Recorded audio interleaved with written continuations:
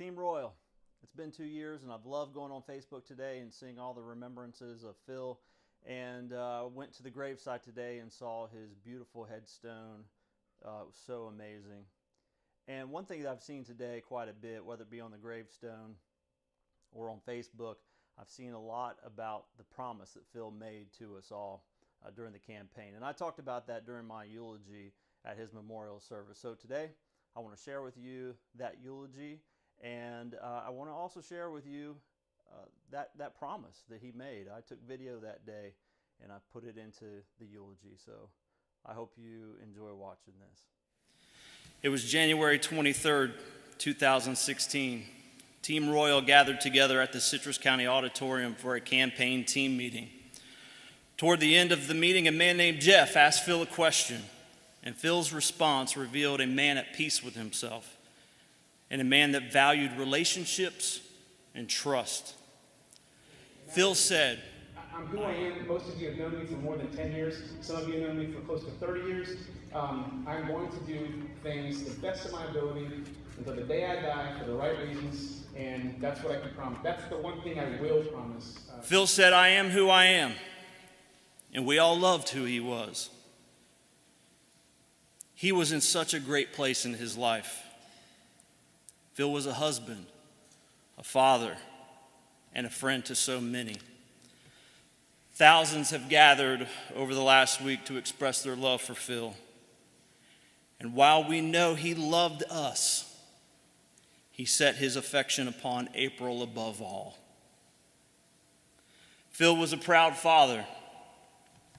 We were sitting on the couch together not long ago at the house, and he was holding his baby girl. And I told him, just in this sobering moment, I said, in sort of a hushed tone, Phil, her daddy's going to be the sheriff. He looked at me, his eyes widened, and with that signature smile, he said, I know. Like Phil said, most of you knew him for more than 10 years, and some of you knew him for close to 30 years. The newspaper had it right when they said that the word of Phil's death left 100,000 people feeling like they had just lost their best friend. I knew him fewer years than many of you, but I knew him long enough to admire him greatly. At one campaign house party in River Haven, Phil stood and shared his message, and unbeknownst to my friend Jerry and I, we were the ones actually being watched by one particular gentleman in the living room. He approached Jerry and I afterwards and explained how he could see the respect and admiration written all over our faces as Phil spoke. Phil was easy to admire, easy to respect. He was easy to love. Phil concluded his answer by making one promise on that January morning at the auditorium. He said, I'm going to do things to the best of my ability to the day I die for the right reasons.